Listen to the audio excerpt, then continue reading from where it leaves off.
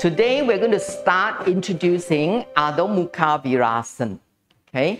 In the Iyengar system, we call this Adho Mukha Virasana. In other traditions, sometimes this is called Balasana or child pose. Okay? Balasana is the child pose is the translation for Balasana. But Adho Mukha Virasana, if you translate, it should be downward facing hero pose. Although there are many variations how we do, but it's the same thing. We are going to progress in different steps because we need to learn how to use the body to do this. Not simply just doing, but actually how you engage your body. We have already learned Vajrasana. So now you imagine your Vajrasana, you open the knees out. Okay, so from the back, see your toes is touching each other.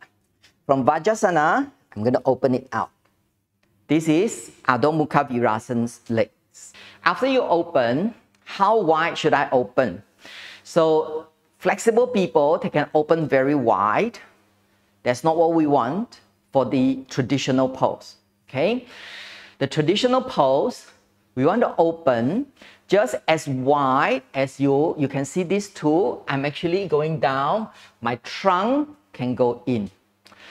This is to create space in the lower half of your spine so you can lengthen the spine. The closer you are, your spine will be more restricted.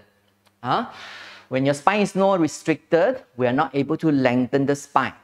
So there's no fixed formula. Some of us have 五花腩 here, so I need slightly wider than thin people.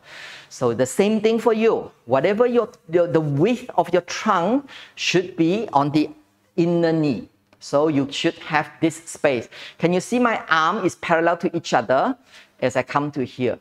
So you learn what is the distance for you. Okay? After we've learned that, we're going to go through a series of different variations in order to learn the different techniques. I want you to stay here and then have your fingertips on the floor just in front of your knee.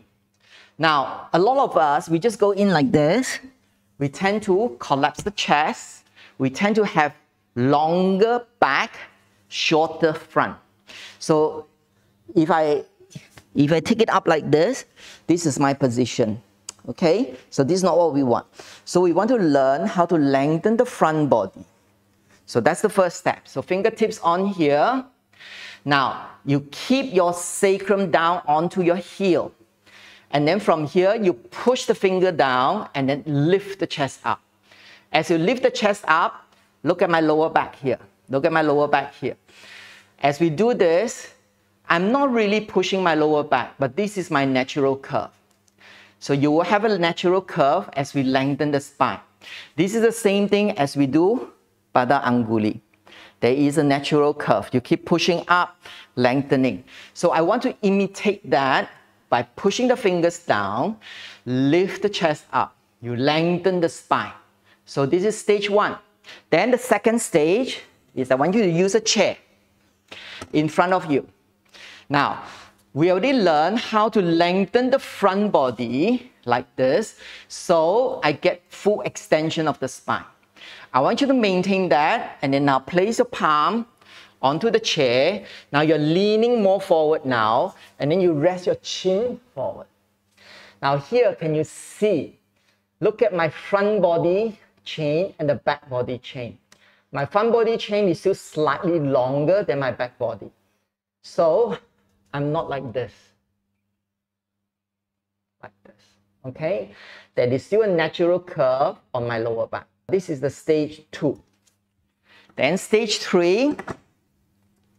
Everyone will be different, so you might need different height. I'm going to show you the height that most people can do. Okay? I'm going to take this blade shape. Now the top one, some people like to put it like this. Some people like to put it like this. Both are okay. Okay? Now what we're going to do is, from here, stage 1. Now as I walk forward a little bit, this is like your stage 2 on the chair. Okay? You look forward. Now stage 3, you have your elbow down onto the floor. Gently rest your chin. Don't press your chin down. Not about pressing the chin down.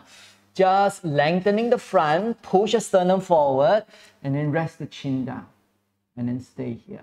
This will help us not just lengthening the body, but opening the thoracic spine, the top half of the spine. So this one helps us to do this.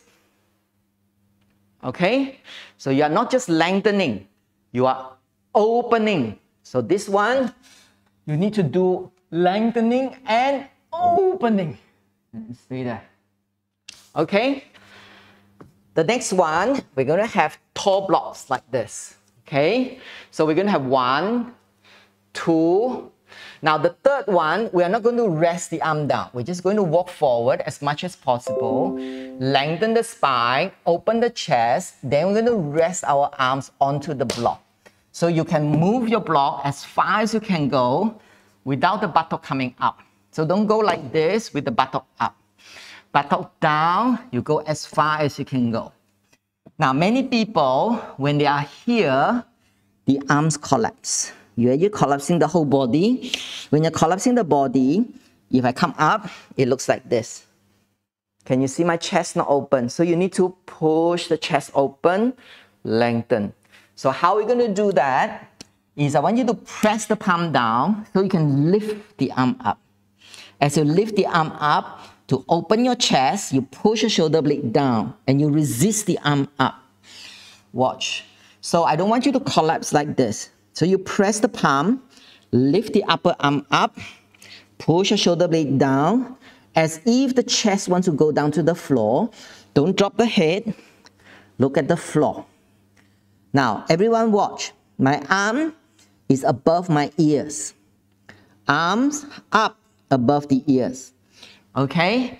This is the first one. This is the fourth one. The fifth one, we're going to lower. Lower that into second height. And then you keep pushing out. Keep the same action, but now lower. Until you can get your arms high, shoulder blade down, almost feeling your chest is going down to the floor. Then you can rest your forehead onto the floor.